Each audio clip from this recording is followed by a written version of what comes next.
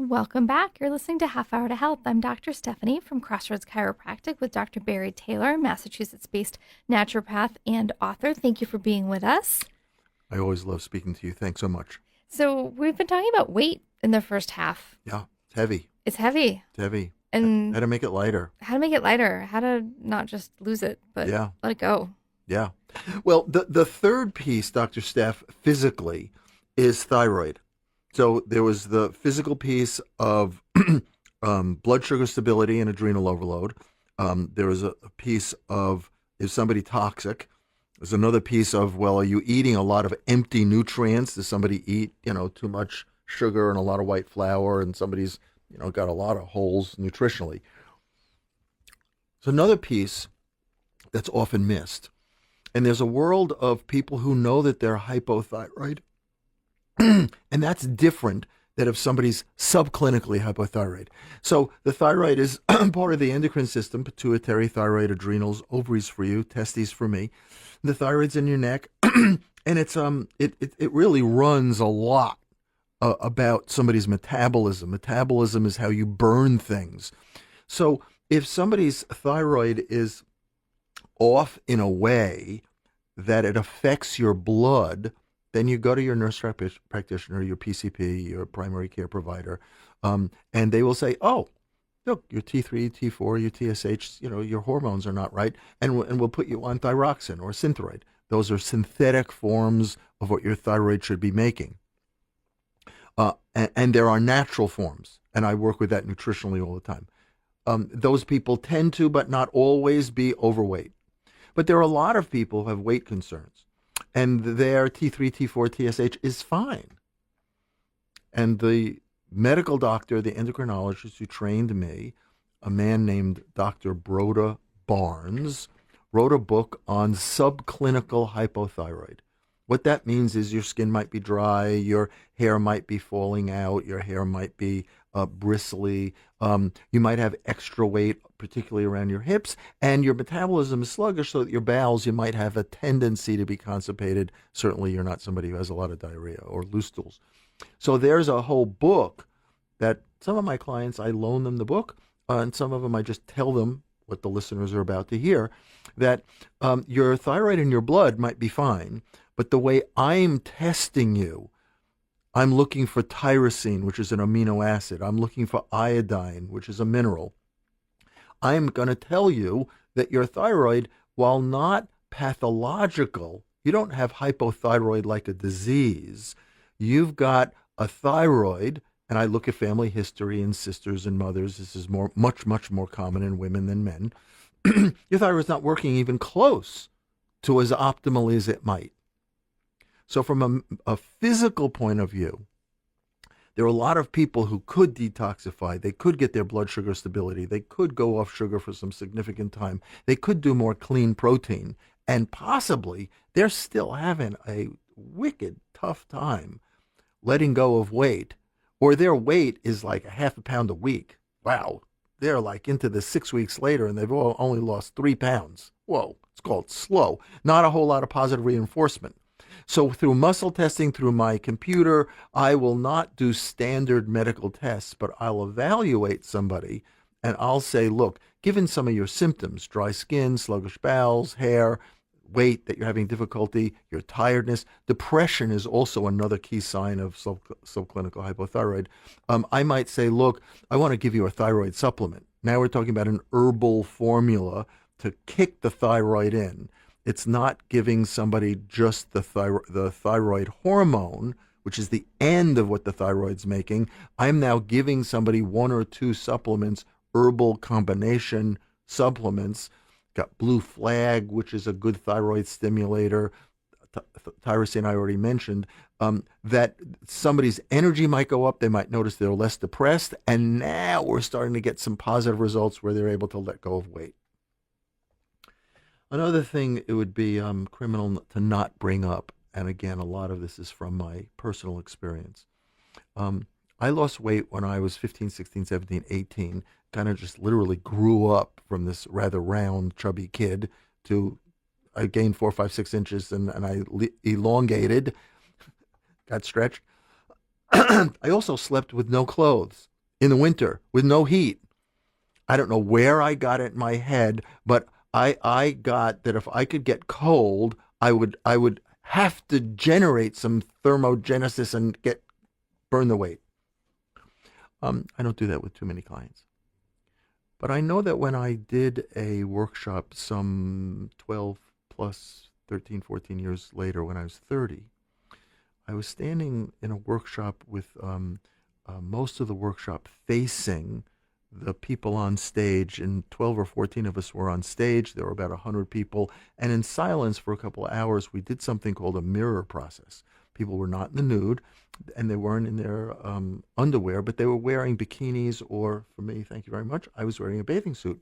And I was standing in front of the mirror, and I had this extraordinary epiphany. I mean, it was really way in my blind spot that I was a fat person in a thin body. I had lost the weight. I mean, for my entire decade of my 20s, weight wasn't remotely close to an issue that I was working on. But I was standing there and getting a sense of how comfortable I was. And different than, well, wouldn't anybody be uncomfortable if 100 people in a room staring at you? And the question is, well, actually, no. And if some people are a little bit uncomfortable, that doesn't mean you'd have this unconscious thinking that you're a fat person in a thin body. So there are a lot of people who deal with weight as you've asked it to let go of 3, 4, 5 pounds after pregnancy, after childbirth, or you've got years, and what can I do differently than some calorie counting approach? And there are a lot of people that need to deal with weight as an issue. Some of those factors, Dr. Steph, include being related to your physical body like it's a friend, being willing to listen to your body and the messages that it's giving you. I saw a patient this morning, nurse, wonderful woman, and she said to me, she did one of my Love Your Body programs several months ago, and there's one starting this week, and she's signed up to do it again. And this is the first time I'm meeting her, because prior to that we were just speaking on the phone, and she wanted to come in, and I said, how can I help you? What has you do a second program? And she said, well, in the first Love Your Body program that I did, I realized how disconnected I've been in my body. Now, her particular past was different than weight. She had some other people touching her appropriately and abuse and stuff like that. But being in a body, whether you're 8 or 10 pounds overweight or you're 20 or 30, I want the listeners to think somebody doesn't have to look at a physical body that's morbidly obese, more than 30 pounds overweight.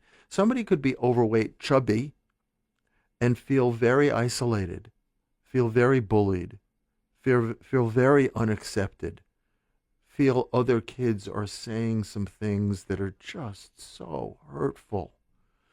And there are a lot of people who now, 5, 10, 20, 30 years later, they lost, and they kept it off for a year or two. But why did they gain it back? I mean, what happened? Did somebody hypnotize you to eat pints of ice cream and sit in front of the refrigerator? Sometimes the answer might be yes, but sometimes it's like when people come into a Love Your Body world, my world, or they read my book, they realize how much they've taken their body for granted. They realize that to some extent they've been trying to fix themselves like something was wrong, rather than something was out of balance. And you're a beautiful being. You're a wise, beautiful being. And how can you love your body? And since 15,000 people have done the program, the common retort would be, well, I'll love my body. As soon as I lose my weight, I'll love my body. Soon, I promise you. And it's actually rear end backwards. I coach people into a world of acceptance. Can you get in touch with your essence? Can you get in touch with your divinity? Can you get in touch with your beauty? And from that place, see if there's any shame, see if there's any embarrassment, because we all, to some extent, maybe overweight people more than thin people, are quite over-identified. Who we take ourselves to be are physical beings. And as far as I can tell, I am a physical being. But it's the over-identification which doesn't allow us to deal with some very difficult, hurt feelings of disappointment. So with most but not all people, when you're dealing with letting go, using the different terminology we've introduced, instead of weight loss, what do you want to let go of? There's this whole chapter in my book on how many people with weight have relationships with emotions where these are good emotions and these are bad emotions. And since when your parents got divorced, or when your sister died, or when you were yelled at, or in my case, when I forgot my lines in 8th grade and I was completely mortified on stage and I was embarrassed. Oh my God. How many people, drugs are not an option, but food is. Food is an unbelievable option to deal with emotional pain. And so that's what I mean in terms of dealing with some of the stuff between your ears, that for some people there is the detox and the thyroid and the blood sugars and do a clean protein and, could you cut off the bread and the dairy and the red meat just for a little bit. Some of that can be extremely useful, very, very useful. But then there's the whole issue of safety.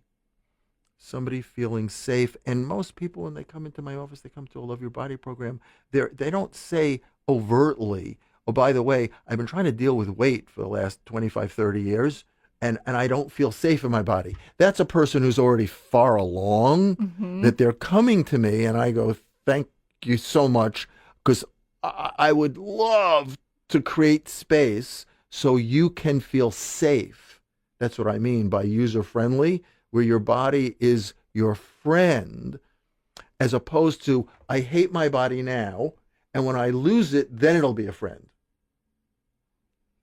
So, intriguing conversation, one that applies to so many people, I'm sure many of our listeners.